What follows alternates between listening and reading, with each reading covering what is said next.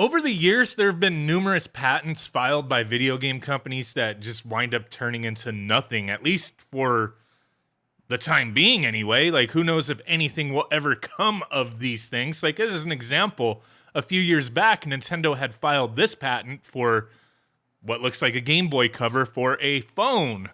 Not sure if it was a specific phone or maybe it was for something else, but it looked like, after reading through this thing, it was meant to be like a phone case that would allow you to play Game Boy games. I mean, that's just, from the appearance, that's what it looked like, and nothing has come of this. We haven't heard nothing about this for the longest time. But today, we're not talking about Nintendo, we're talking about Sony.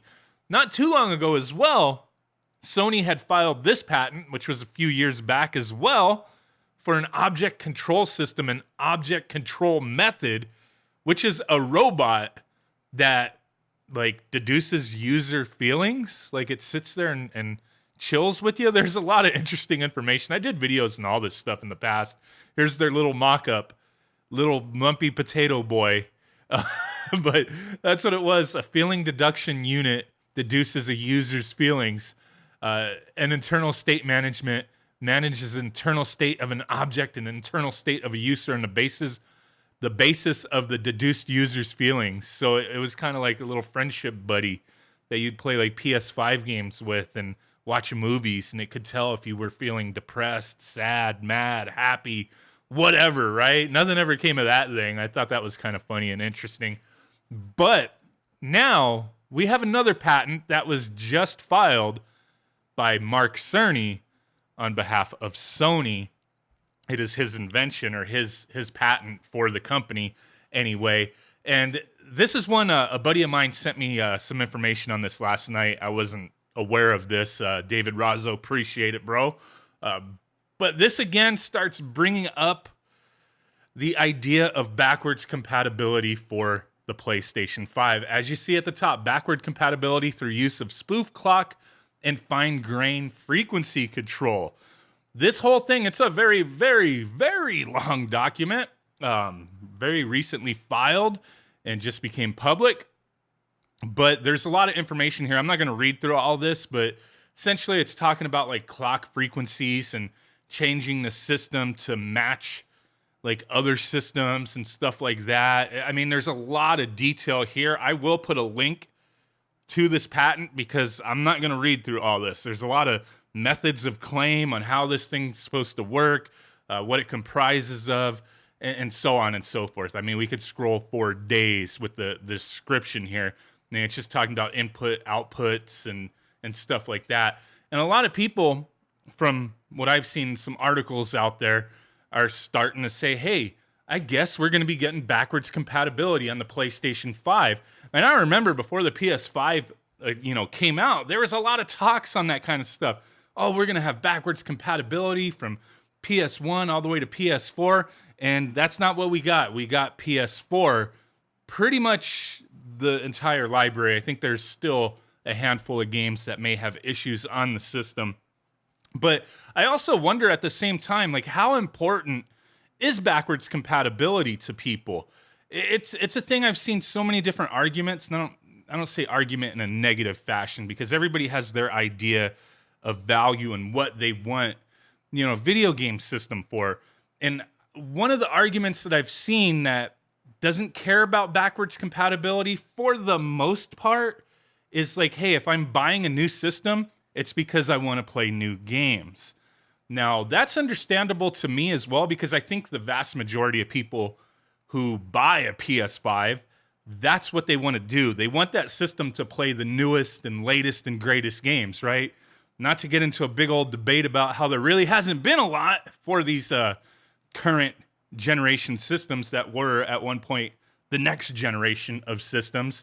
The libraries are a little lacking right now. Not much that's extremely exclusive to anything between like the PS5 and Xbox. A lot of awesome stuff for both systems, but not to get into that whole debate.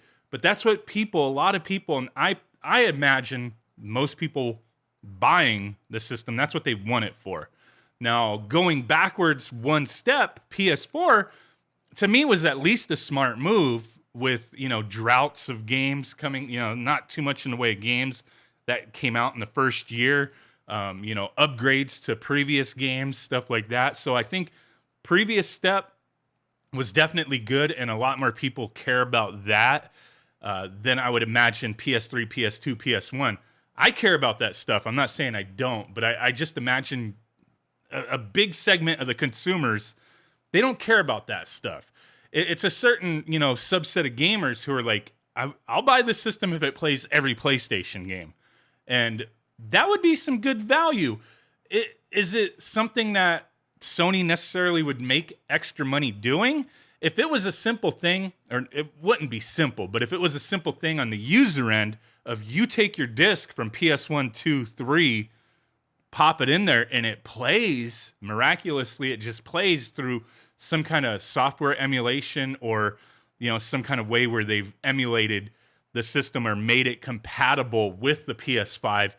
There would be a lot of people who would love that. But if it was just that simple, where would the Sony be benefiting from that, right? Would they be benefiting from saying, hey, you can play your games that we're not making money selling anymore, right?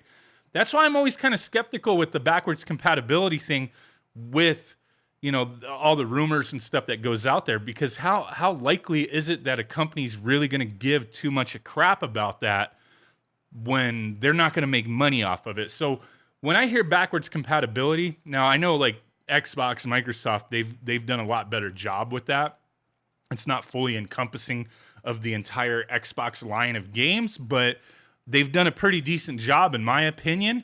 A lot of those games can still be sold through like, the shop online, through the Microsoft store and whatnot. Not everything though, but there's still a little bit of money to be made there, but maybe their view on it's different than the way I'm thinking. But when I hear stuff like this, to me, it's like maybe they're just coming up with a way to sell previous generations of games digitally, not allow you to play them physically. Maybe both. I think that would be kind of cool. If they say, you know what, select number of PS1, PS2, PS3 games, you could buy them and they're going to play just like they normally would. Maybe, they'll look better or whatever. You can play them on the PS5 if you download them and buy them. Okay. I mean, for people who, are fine with digital games, that's a cool thing, revisiting some old stuff. Maybe a new game comes out that's a sequel in a franchise or whatever, and they put up like the previous versions from the PS3 or 2 or whatever, and people might be interested that way. That could work. But if they did it both ways, where it's like, you know what, just pop in your disc, it'll play if you still own that game. But also we're going to offer select games digitally. I'm kind of curious if that'll happen, but a lot of times these things, as I started this video, these companies, file for these patents and they never go anywhere. And my thought is maybe this is some kind of technology that will be, purposed for something else, because there's nothing, explicitly stated here that says this is for playing our previous generation of consoles. It's just that backward compatibility through use of spoof clock and fine-grained frequency control that is going to make people think that's what it's about. And quite possibly it's not. I mean, that's what it sounds like it could be, but it may not be. It could be any number of things. I think it would be awesome to have all that backwards compatibility on the PS5, but at the same time, I'm not holding my breath. My thing is like, yeah, I'm kind of in the middle there. I have a PS5. I want it to play PS5, PS4 games. If I want to play a PS1 game, I'll just play it on my PS1. But that's me. Everybody's different. Some people may be like, I don't want to keep busting out different systems.